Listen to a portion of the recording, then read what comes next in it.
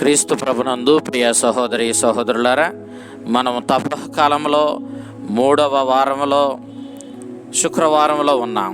ఈనాటి సువిశేషం మత్తయి శుభవార్త 12వ అధ్యాయం 28వ వచనం నుంచి 34వ వచనం వరకు.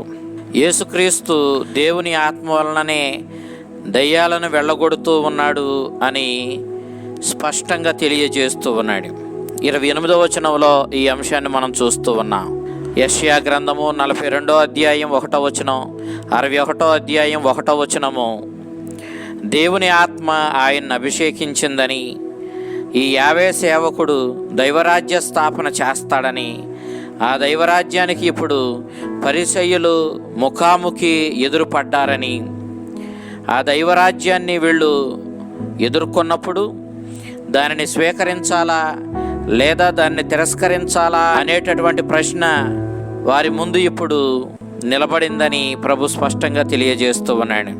స్వీకరించువాడు బహుమానాన్ని, తిరస్కరించువాడు ఆ బహుమానాన్ని పోగొట్టుకున్న స్థితిని పొందుతారని ప్రభు స్పష్టంగా చెబుతూ ఉన్నాడు.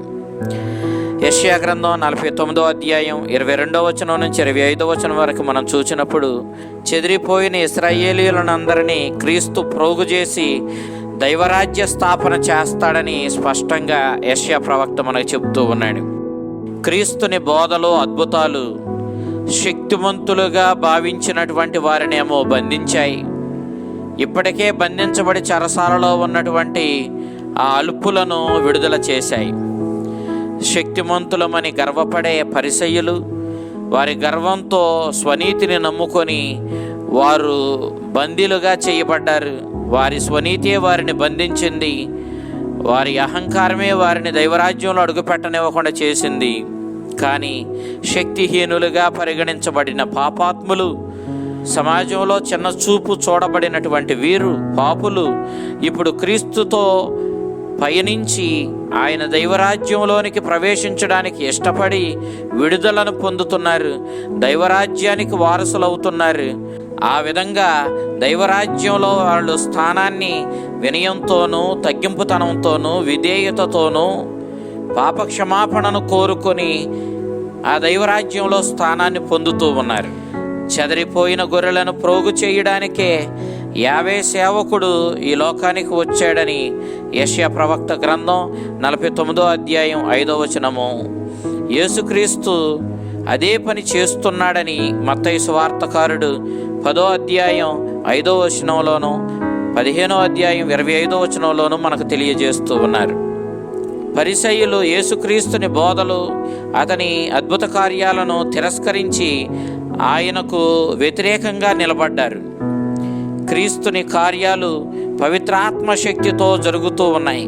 పవిత్రాత్మకు వ్యతిరేకంగా ప్రవర్తించిన వారికి పాపక్షమాపణ ఉండదు.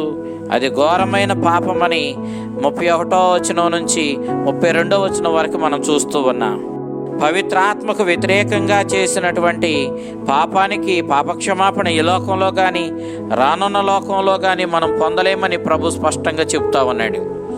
దేవుణ్ణి, ఆయన కార్యాలను తిరస్కరించడం దైవదోషణమే. అట్టి వారిని రాళ్లతో కొట్టి చంపాలని లేవియకాండం 24వ అధ్యాయం 16వ వచనం తెలియజేస్తూ ఉంది.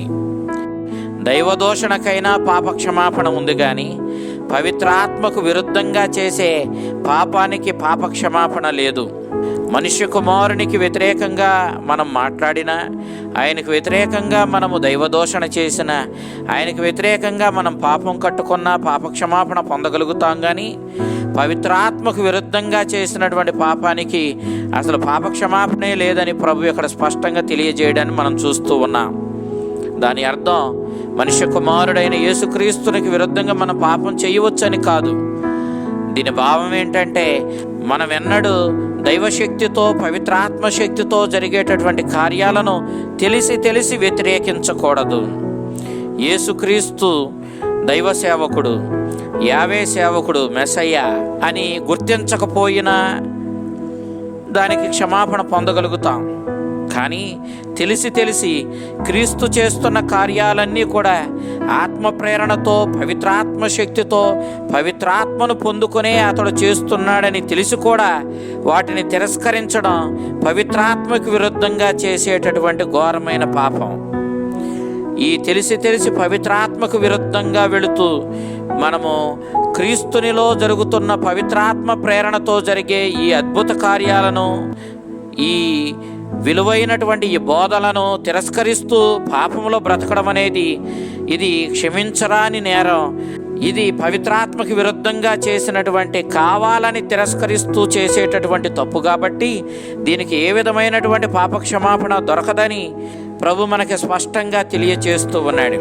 ఈ విధంగా పవిత్రాత్మకు విరుద్ధంగా పవిత్రాత్మ కార్యాలను, పవిత్రాత్మ ప్రేరణతో జరిగే సంఘటనలను తిరస్కరిస్తూ జీవించే వారికి దైవరాజ్యంలో స్థానం లేదని యేసుక్రీస్తు స్పష్టంగా తెలియజేస్తూ ఉన్నాడు. ఈనాడు పరిసయ్యులు తెలిసి క్రీస్తు ప్రభు చేస్తున్నటువంటి ఈ కార్యాలన్నీ దైవశక్తితోనే, పవిత్రాత్మ ప్రేరణతోనే జరుగుతూ ఉన్నాయని వాళ్ళు గ్రహించినప్పటికీ కావాలనే ప్రభువుని వాళ్ళు తిరస్కరించారు. ఆ విధంగా పవిత్రాత్మకు విరుద్ధంగా ప్రవర్తించిన వాళ్ళు అయ్యారు.